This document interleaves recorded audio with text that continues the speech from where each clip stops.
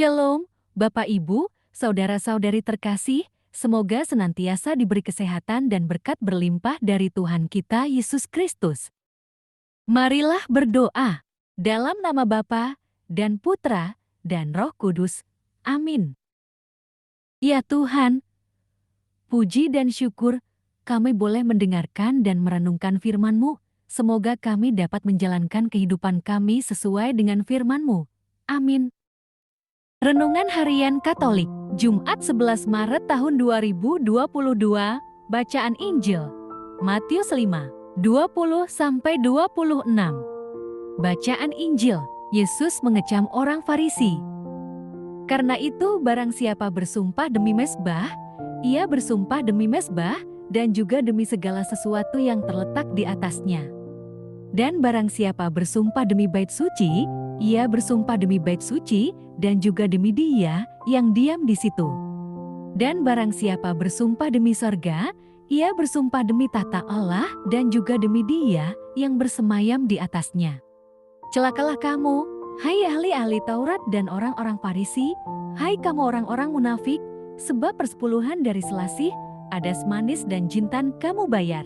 Tetapi yang terpenting dalam hukum Taurat kamu abaikan, yaitu keadilan dan belas kasihan dan kesetiaan. Yang satu harus dilakukan dan yang lain jangan diabaikan. Hai kamu pemimpin-pemimpin buta, nyamuk kamu tapiskan dari dalam minumanmu, tetapi unta yang di dalamnya kamu telan. Celakalah kamu, hai ahli-ahli Taurat dan orang-orang Farisi, hai kamu orang-orang munafik, sebab cawan dan pinggan kamu bersihkan sebelah luarnya, tetapi sebelah dalamnya penuh rampasan dan kerakusan. Hai orang Farisi yang buta, bersihkanlah dahulu sebelah dalam cawan itu, maka sebelah luarnya juga akan bersih. Demikianlah Injil Tuhan. Terpujilah Kristus. Renungan Injil, teguran keras terhadap orang Farisi. Pada bagian sebelumnya, kita tahu bahwa kedatangan Tuhan Yesus bukan untuk meniadakan hukum Taurat, melainkan untuk menggenapinya. Dalam pemahaman seperti ini, Tuhan Yesus menyampaikan sesuatu yang sepertinya mempertentangkan hukum Taurat dengan ajarannya.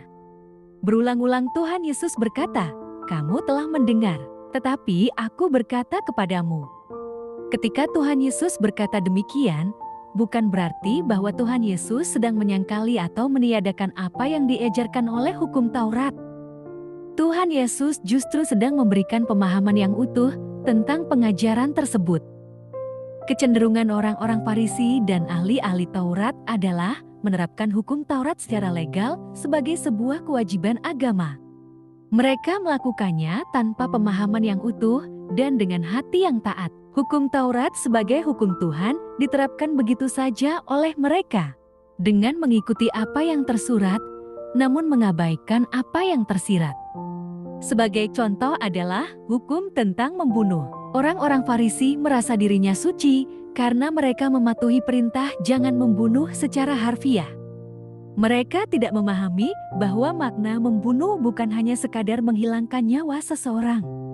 Akar dari suatu tindakan membunuh adalah hati yang penuh dengan amarah. Orang-orang Farisi mungkin tidak membunuh secara harfiah. Namun demikian, hati mereka dipenuhi oleh kebencian dan kemarahan kepada Yesus. Mereka merencanakan pembunuhan terhadapnya. Untuk melakukan firman Tuhan, tidak hanya dibutuhkan ketekunan, tetapi juga anugerah Tuhan.